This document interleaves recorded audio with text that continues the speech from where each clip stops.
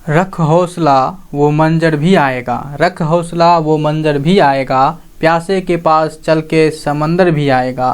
थक कर ना बैठे मंजिल के मुसाफिर, मंजिल भी मिलेगी और मिलने का मज़ा भी आएगा। जय हिंद दोस्तों, स्वागत है आपका इस YouTube चैनल परफेक्ट प्रैक्टिस पर। तो आज के इस वीडियो में हम देखेंगे स्टैटिक जीके जो रुक्मणी प्रकाशन के द्वारा प्रकाशित है, railway static GK question bank का, और ये हमारा सेट नंबर 53 होने वाला है। इसके पहले सारा सेट हम करवा चुके हैं, यदि आप नहीं देखे हैं तो प्ले लिस्ट में जाके पूरा देख लीजिए, बहुत ज़्यादा इंपॉर्टेंट है।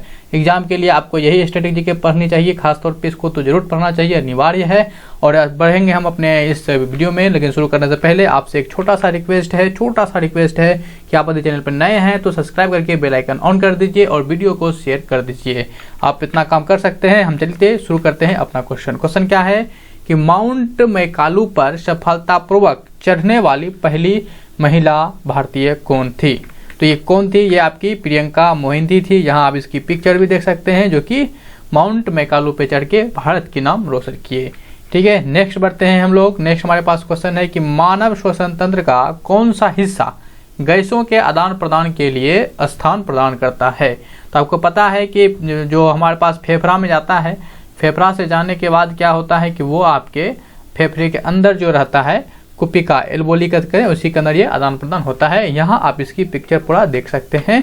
ये आपका क्या है, पूरा फेफड़ा है। फेफड़े के अंदर इस तरह का जो छोटा छोटा होता है, इसी को कुपिकाय कहते हैं या वायु कोष्ठ बोलते हैं, या इसी को इंग्लिश में एल्वोली कहते हैं। तो इस तरह से होता है, काफी इजी है क्वेश्चन।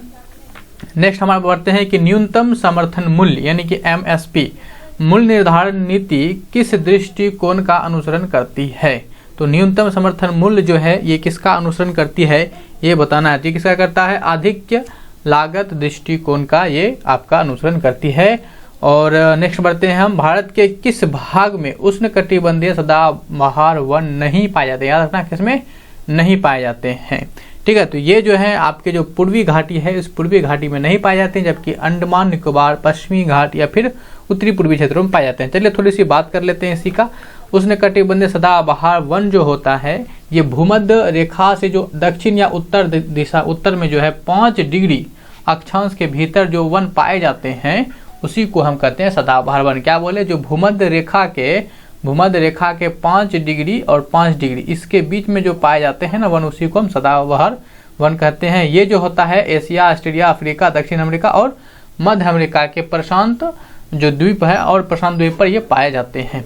भारत में जो है उष्णकटिबंधीय सदाबहार कहाँ पाए जाते हैं? तो ये भारत के जो उत्तरी पूर्वी भारत है उसमें और पश्चिमी घाट के कुछ भागों में पाए जाते हैं, और हिमालय के जो निम्न श्रेणी के हैं, जैसे कि भावर हो गया, अंडमान निकोबार, इस सब में पाए जाते हैं, और द्वीप समूह में इसमें पाया जाता है। ठीक है, नेक्स्ट बढ़ते हैं। नेक्स्ट हमारे पास क्वेश्चन क्या है कि ब्रिटिश भारत के किस प्रांत में राजस्व एकत्रित करने की रैयतवाड़ी प्रणाली लागू की गई थी? तो कहाँ पे लागू किया गया था ये बताना है। बेसिकली रैयतवाड़ी व्यवस्था, तो रैयतवाड़ी व्यवस्था जो है ये पूरे दक्षिण भारत में लागू किया गया था। कहाँ? दक्षिण भारत में लागू किया गया था। चलिए रैयतवाड़ी को समझ लेते हैं। रैयतवाड़ी व्यवस्था जो है 1792 ईस्वी में ये मद्रास के जो प्रेसिडेंसी थे उसके ब्राह्मल जो जिला था उसमें सबसे पहले यह लागू किया गया था, और लागू करने वाले जो गवर्नर थे वो थॉमस मुनरो थे। कौन से? थॉमस मुनरो, जो कि 1819 से लेकर 1826 के बीच जो है मद्रास का ये गवर्नर रहा था। और ये जो लगा था मद्रास, बम्बई, और उस समय मुंबई को जो है बम्बई कहते थे, असम के कुछ भागों में लगा हुआ था। रैयतवाड़ी व्यवस्था में जो भूमि का मालिकाना हक था वो किसानों के पास ही था। ठीक है ना, तो इतना बात ध्यान रखेंगे। और यहाँ पे आप जो है यहाँ पे थॉमस मुनरो को देख सकते हैं। नेक्स्ट बढ़ते हैं कि भारतीय संविधान के निर्माताओं ने स्वतंत्रता, समानता और बंधुता के सिद्धांत को किस संविधान से लिया गया है? तो इसको लिया गया है कहाँ से? फ्रांसीसी संविधान से जो है ये स्वतंत्रता, समानता और बंधुता के सिद्धांत फ्रांस से लिया गया। कहाँ से? फ्रांस से।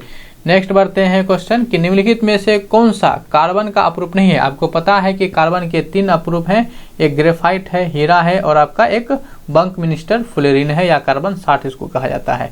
ये है, तो कौन नहीं है? तो आपका इसमें मीथेन नहीं है। कौन नहीं है? मीथेन का फॉर्मूला क्या होता है? CH4 होता है। क्या होता है? CH4 होता है। मीथेन को ही क्या कहा जाता है? मार्स गैस कहा जाता है। ठीक है, नेक्स्ट बढ़ते हैं।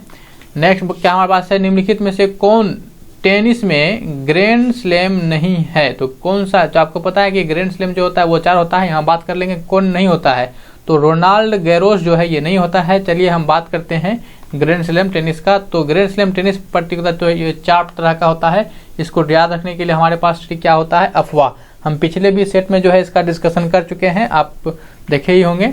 और नए हैं तो सब्सक्राइब करके जुड़ जाइए, आपका एकदम रिवीजन कराना हमारी जिम्मेदारी है। आपको इतना वीडियो देखते देखते सब कुछ याद हो जाएगा।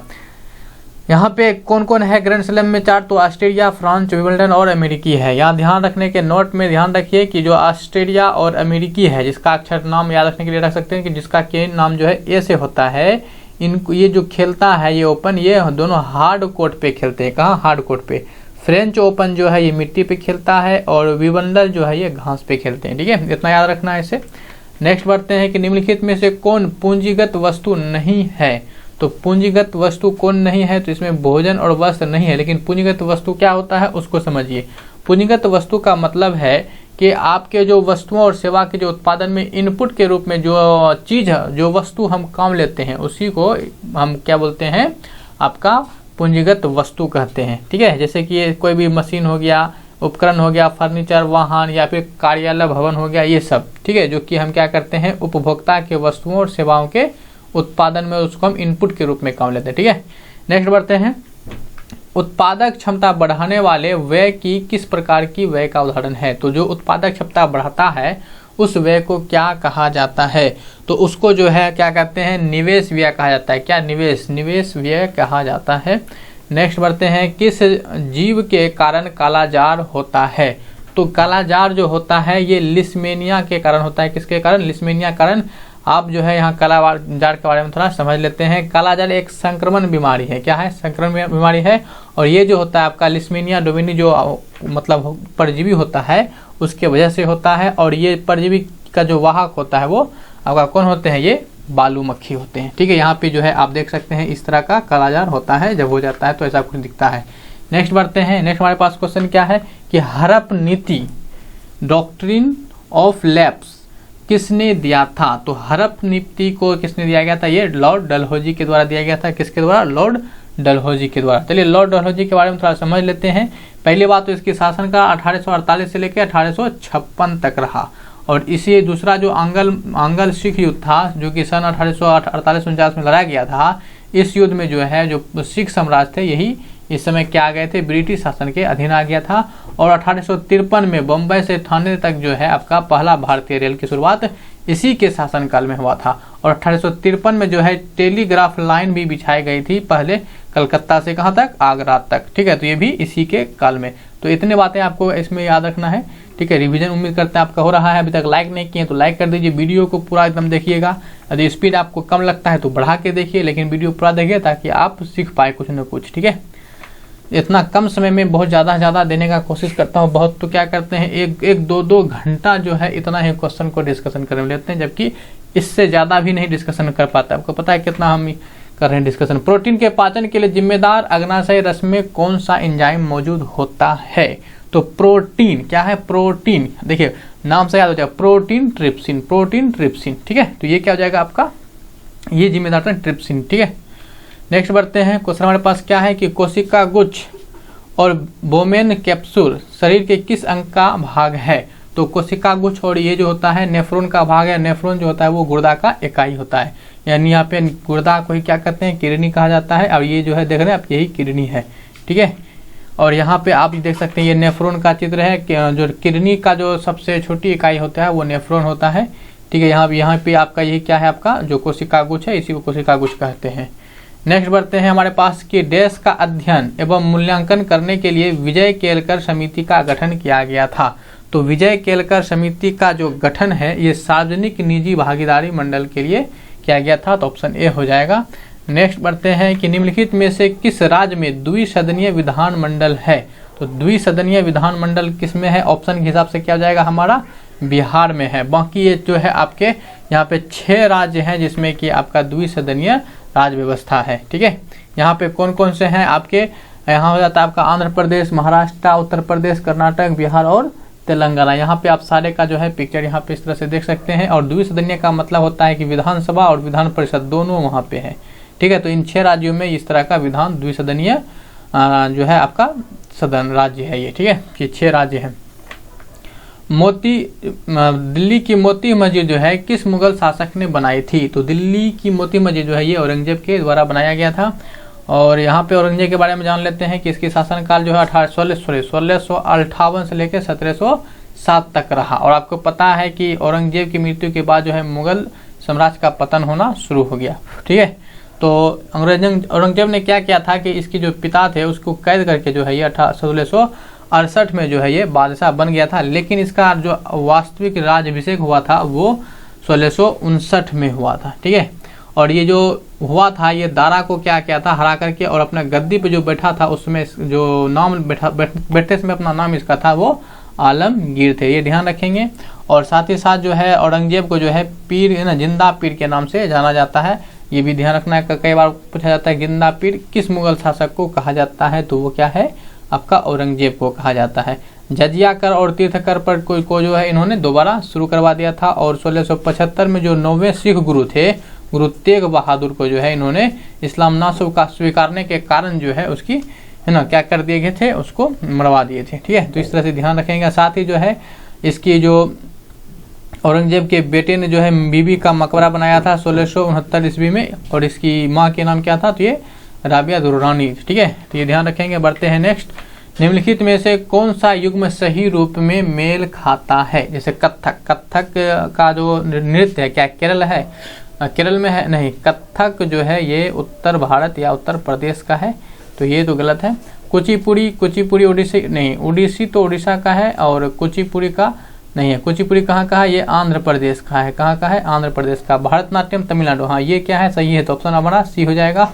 कथकली जो है ये केरल का है। ये कहाँ का है, ये केरल का है, ठीक है। तो इधर केरल में। चलिए हम जो है सारे एक बार फिर से जो है हम जो शास्त्रीय नृत्य है उसका रिवीजन कर लेते हैं। जैसे कि भरतनाट्यम तमिलनाडु का है, कथक उत्तर भारत या उत्तर प्रदेश, मोहिनीअट्टम केरल, और कथकली भी केरल। कुचिपुड़ी आंध्र प्रदेश, यक्षगान जो है ये कर्नाटक का हो जाएगा। जात्रा पश्चिम बंगाल का, ओडिसी के उड़ीसा का ओडिसी, और मणिपुरी जो है मणिपुर का हो जाएगा, ठीक है। तो ध्यान रखेंगे। और आपको ये हम जो है ये वाला कई बार रिवीजन करवा चुके हैं, और आप देख रहे हैं बार बार यहाँ से क्वेश्चन आते हैं, अभी तक तो आपको याद हो गया होगा। नेक्स्ट बढ़ते हैं कि 1799 के श्रीरंगपट्टनम की लड़ाई में अंग्रेजों ने किसे हराया था?